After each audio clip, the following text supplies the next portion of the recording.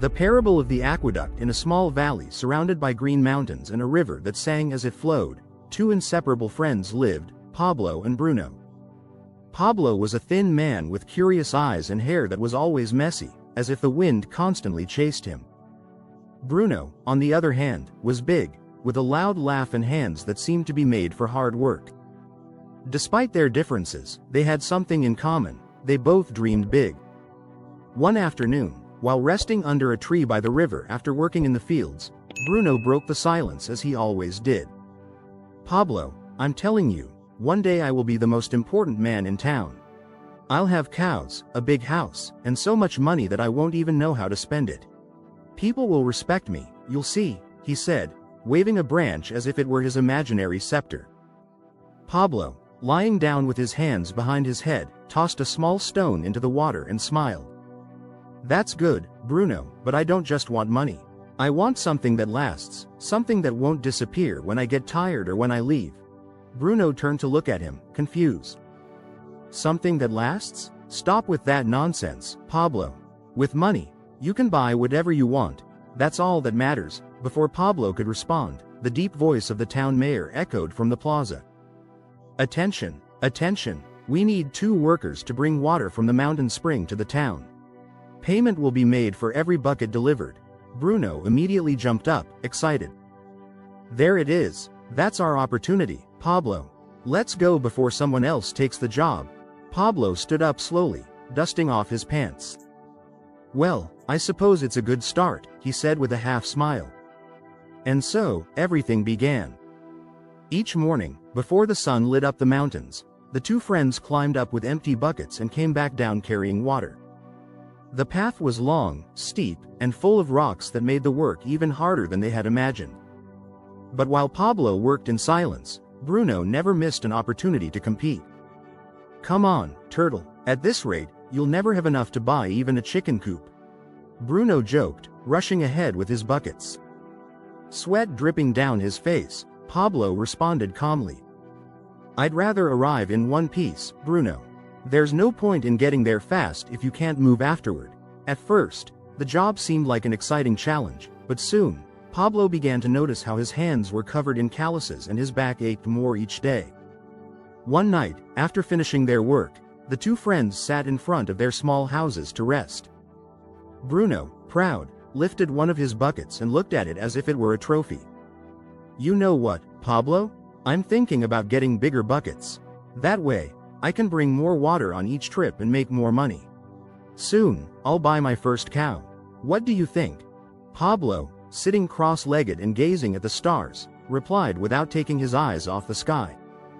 "That's not bad, Bruno. But what if one day we can't carry buckets anymore? What happens if our strength fails us? I don't know if I want to depend on my back forever to make money." Bruno laughed so loudly that his voice echoed through the valley. "You're overthinking, my friend. As long as we have strength, we have money. Nothing else matters." But that night, while Bruno snored happily in his bed, Pablo couldn't sleep. An idea kept running through his mind. He stared at the ceiling and murmured to himself. What if there was a way to bring the water without carrying these buckets? Something that worked on its own, like a... He sat up suddenly, his eyes shining. An aqueduct. The next morning, as they climbed the mountain, Pablo decided to share his idea with Bruno. "Hey, Bruno, imagine if we built an aqueduct, a canal that carries the water from the spring to the town. It would take a lot of work at first, but once it's finished, the water would flow on its own, and we wouldn't have to carry buckets anymore." Bruno stopped and looked at him as if Pablo had just said he could fly. "An aqueduct?" he repeated in disbelief. "You're crazy. That would take years. While you're digging, I'll be making money and enjoying life. Besides, how do you even know it will work?" Pablo shrugged, unbothered. "I don't know, but I think it's worth trying." Bruno burst into laughter again and patted him on the shoulder. "Good luck with that, dreamer. I'll stick with my buckets." So, Pablo started working on his aqueduct. Each day, after hauling water for the town, he spent his afternoons and weekends digging, placing stones, and planning the route. Progress was slow, almost invisible, but he never gave up. Meanwhile, the townspeople, including Bruno, never missed a chance to mock him. "Look, there goes Pablo, the aqueduct man," they joked, laughing. Bruno, always ready with a quip, added, "Careful, Pablo, don't drown in your imaginary canal." But Pablo didn't let them discourage him. Every stone he placed was one step closer to his goal. "One day, they'll understand," he told himself, wiping the sweat from his forehead. Bruno, on the other hand, kept prospering.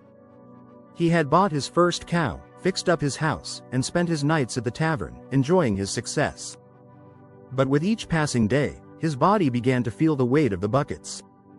His once strong hands ached, and his proud, upright posture started to bend. Pablo, however, kept working in silence. Slowly but surely, his project advanced. He wasn't just building an aqueduct, he was building his future. Months passed, then years, and one day, everything changed. After so much effort, sweat, and silent labor, Pablo finally finished his aqueduct. It was a solid structure, made of well-placed stones, following the mountain's path down to the town. When he opened the gate for the first time, the water flowed effortlessly, clear and constant, filling the town's containers without anyone having to carry a single bucket. The sound of the flowing water was like music, and the townspeople gathered, speechless, watching what they had once called Pablo's crazy dream. Bruno stood at a distance, holding an empty bucket in his hand. Years of heavy labor had left his back hunched, making him look older than he really was. He watched the water flow, and for the first time in a long while, he said nothing. The laughter he had thrown at Pablo over the years now echoed in his mind, replaced by a new feeling, admiration mixed with regret.